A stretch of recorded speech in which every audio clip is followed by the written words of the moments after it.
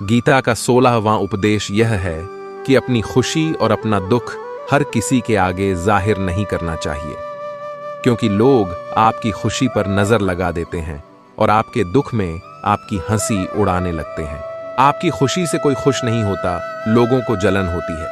हर आंसू आंख में लाया ना करो, हर जख्म सबको दिखाया ना करो। यहां लोग हाथ में नमक ली फिरते हैं, इसलिए अपना हर दर्द सबको दिखाया ना करो। लोग तो बैठे ही हैं दुखी इंसान को और दुखी करने, और जो खुश है उसको तकलीफ पहुंचाने के लिए। अपनी मन की हालत अपने तक ही रखो, सिर्फ उसे बताओ जिसे उसे समझने की समझ हो। गीता का 17वां उपदेश यह है कि जीवन में कई बार नया शुरू करने के लिए पुराने को पूरी तरह से मिटाना पड़ता है।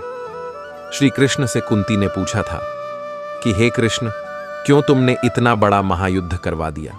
तो श्री कृष्ण ने बोले कि अधर्म बहुत बढ़ गया था और इस अधर्म का पूरी तरह से नाश करने के लिए, एक नए युग को लाने के लिए पुराने का सर्वनाश करना बहुत जरूरी होता है। जब कोई महल पूरी तरह से पुरानी हो जाती है तो उसे पूरी तरह से तोड़कर फिर से नवनिर्माण होता है। ऐसे ही आपके जीवन में भी आपको कुछ नया करना है तो पुराने को पूरी तरह से मिटाना होगा। गीता का 18वां उपदेश यह है कि जब भी जिंदगी में खुद को अकेला महसूस करो, तब इस सच्चाई को ठीक से समझ लेना कि आप दुनिया में अकेले ही आए थे और अकेले ही जाओगे। वास्तविकता में यहां कोई आपका अपना नहीं है। एक दिन तो जो माँ बाप हमें जन्म देते हैं वह भी हमें अकेला छोड़कर चले जाते हैं, तो औरों से तो उम्मीद ही क्या करना। यदि कोई आपका साथ छोड़ दे तो याद रखना कि वह ईश्वर सदा आपके साथ है, वह आपका साथ कभी नहीं छोड़ता। गीता में श्री कृष्ण ने अर्जुन से कहा कि चाहे कोई मनुष्य मुझे माने या ना माने, लेकिन मैं इंसान का साथ कभी नहीं छोड़ता, क्योंकि यह सब मेरी ही संतानें हैं। इंसान को ईश्वर का ही अंश कहा गया है, इसलिए मनुष्य को ईश्वर की संतान कहा जाता है। इसीलिए आपको अकेलेपन से कभी दुखी नहीं होना चाहिए, कभी डरना नहीं चाहिए, बल्कि किसी गलत इंसान के साथ रहने से डरना चाहिए। एक कहावत है कि something is better than nothing, यानी कुछ होना कुछ नहीं होने से कुछ गुना बेहतर है। लेकिन एक और कहावत है, nothing is better than nonsense, लोगों के साथ रहने से अच्छा है आप अकेले ही रहो। इसीलिए गीता का यह उपदेश हर इंसान के लिए बहुत जरूरी है, जो खुद को अकेला समझकर दुखी हो जाते हैं। इसीलिए अकेलेपन से डरना, दुखी होना छोड़ दो, क्योंकि यहां कोई किसी का नहीं होता। गीता का 19वां उपदेश यह है कि जब कोई आपके साथ धोखा या छल करे तो उसको कोसना या दुखी होना छोड़ दो, बल्कि उससे शिक्षा लो कि लोग असलियत में वैसे नहीं होते जैसा आप उन्हें समझ लेते हैं। यहां पर लोग अपने मुंह पर मुखौटा लगाकर घूमते हैं। यहां हर इंसान खुद को अच्छा दिखाने की कोशिश करता है, अच्छा बनने की कोशिश कोई नहीं करता है। आप किसी के साथ थोड़ा गलत व्यवहार करके तो देखो, उसका असली रंग सामने आ जाएगा। या फिर जब आपकी जिंदगी में कुछ मुश्किल वक्त आएगा तो भी आपको उसका असली रंग देखने को मिल जाएगा। इसीलिए किसी पर भी जल्दी भरोसा नहीं करना चाहिए, किसी से भी इतनी उम्मीद नहीं लगानी चाहिए कि बाद में हमारा दिल ही टूट जाए, क्योंकि दुनिया के लोग ना कभी किसी के हुए हैं और ना कभी किसी के होंगे। अपना दिल उस ईश्वर को समर्पित कर दो, फिर देखना आपका दिल कोई नहीं दुखा पाएगा। श्री कृष्ण ने अर्जुन से गीता के 12वें अध्याय भक्ति योग में कहा है कि हे अर्जुन, अपना मन, अपनी बुद्धि, अपना दिल सिर्फ भक्ति में लगा दे, फिर देखना तेरा दिल कोई नहीं दुखा पाएगा, कोई तेरा दिल नहीं तोड़ पाएगा। याद रखना, इस दुनिया में आप जिससे भी सबसे ज्यादा दिल लगाओगे, सबसे ज्यादा दुख भी आपको वही इंसान देगा, क्योंकि इस दुनिया में दिल की कोई कदर नहीं है, भावनाओं की कोई कदर नहीं है। कदर होती है बस मतलब की, फायदे की, कि आपसे किसी का क्या फायदा हो सकता है। जब तक आपसे लोगों का मतलब है तब तक सब लोग आपसे अच्छा चलते हैं। जैसे ही उनका मतलब खत्म हो जाता है वैसे ही उनका बात करने का तरीका भी बदल जाता है। इसीलिए जब आप किसी से नया नया मिलते हैं तो उस पर यकीन मत करिए, वह सिर्फ एक मुखौटा है आपको दिखाने के लिए, आपको फंसाने के लिए। अब यह आप पर निर्भर करता है कि आप उसमें फंसते हैं या अपनी समझ से काम लेते हैं।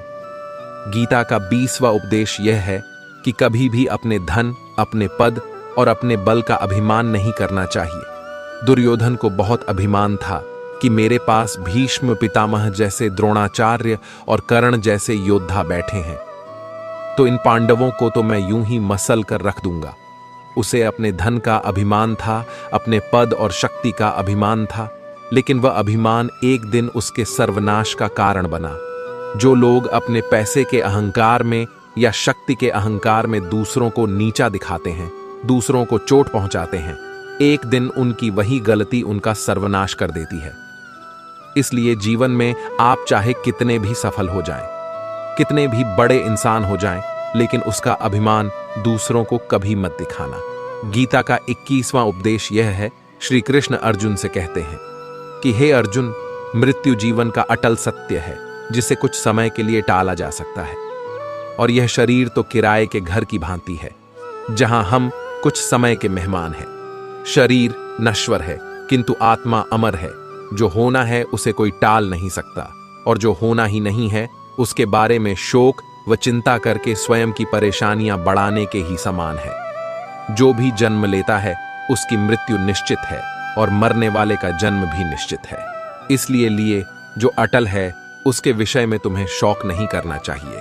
सच्चाई से कभी दूर नहीं भागा जा सकता है, इसलिए सत्य को स्वीकार कर लेने में ही हमारी समझदारी है।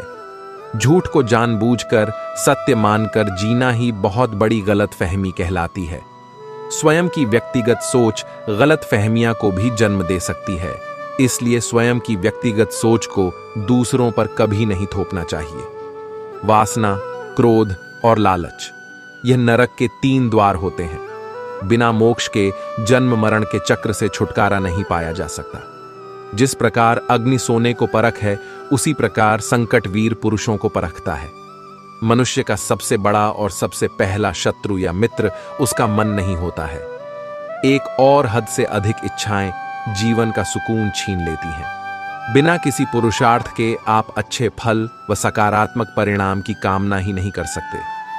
यदि आप धर्म के मार्ग पर चलते हैं तो परिणाम की चिंता किए बिना अपने धर्म का निडरता से पालन करें।